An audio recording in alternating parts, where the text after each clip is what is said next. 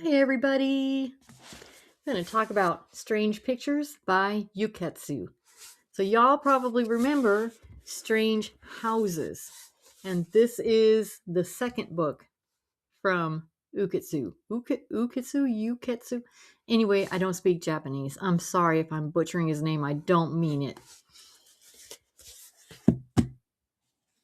This book made me sad.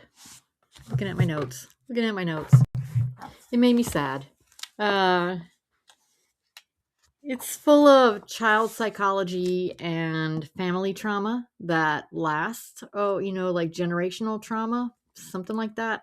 And so it just made me sad. And the story's told through the pictures, hence the name Strange Pictures. So all of these pictures mostly are done by children, but there's a couple in here that are done by adults. I'm trying to think of read Strange Pictures, and then right after this one I read Strange Buildings. So I'm trying to make sure I'm not mixing up my thoughts from that book and this book. Oh, and it also shows that child psychology and that sort of thing, they aren't set in stone. So there is a teacher in this story who dealt with a child who had some family trauma, and she had the child draw some pictures because that's typically used to help children express things that words cannot. They don't have the words to express. And she interpreted the child's drawings in a certain way. By the end of the book, she realized she made a mistake. And that just shows you that this is not necessarily an exact science. This book kind of explores that a little bit. It does deal with adults and children, and bad things do happen because, Strange Pictures by Uketsu. Okay. Y'all, in Strange Houses, I showed you the picture of the author of the book. This one's different, and it's creepier. You want to see it? You want to see it? Okay, if you don't want to see it, look away now. I want to show it. Look at that. Okay, you can look back now. Very creepy, very scary. There's one point, though, where a guy climbs a mountain. He's an art teacher, and he climbs a mountain because he enjoys going up there, and he enjoys a certain view, and he draws pictures of that view. He likes that view, along with other things that he might see while he's climbing up this mountain. And something happens where he comes across something that in his own thoughts he finds very disturbing.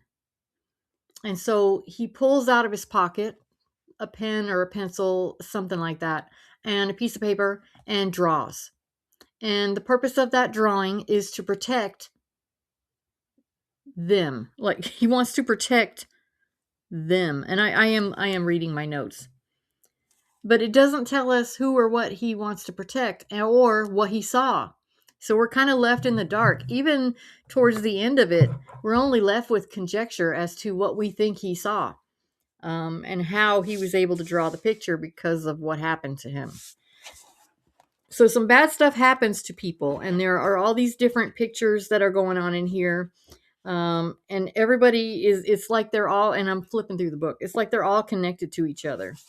Like, here's a bunch of drawings right there, and they're not like, they don't make sense when you first look at them. You have to do some conniving or some detective work to figure it out, right? They're like, some of them are like puzzles. And it just made me sad. What the kids dealt with at one point, what turned one individual into the person that she became, and it was just sad for me. I felt really bad for that character.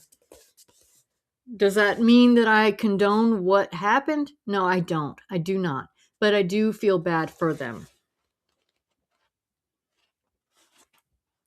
I didn't find this as creepy or as scary as Strange Houses, though. So this one didn't have me like, you know, um, but it was still good. I liked it. The first book really had me like, what in the heck is going on? This book didn't have it like that for me. I can speak. It just wasn't like that for me. But as I said, I found it sad. I don't know if I'm going to revisit this one just because of that. Like I was sad. If you have read this book, tell me about it. Go down into my comments. Let me know if you've read it. Let me know what you think about it. Okay. And while you're down there and while you're in the world, be kind to yourself, be kind to each other. All right. I'm going to leave links down into the description box underneath the video. If you're on your television, you're not going to be able to see that. So you're going to need to get onto a laptop or your phone. That way you'll be able to see that. Y'all, please like and subscribe. That's awesome. That helps this channel grow. And every single view, even if you don't like it and subscribe, that's awesome too. So I'm not going to pressure you into doing that. And I really think it's silly going, please like and subscribe. I don't understand why every YouTuber does it. Okay. But anyway, only do that if you want to. All right. Y'all have a great day. Thank you so much for coming. Bye.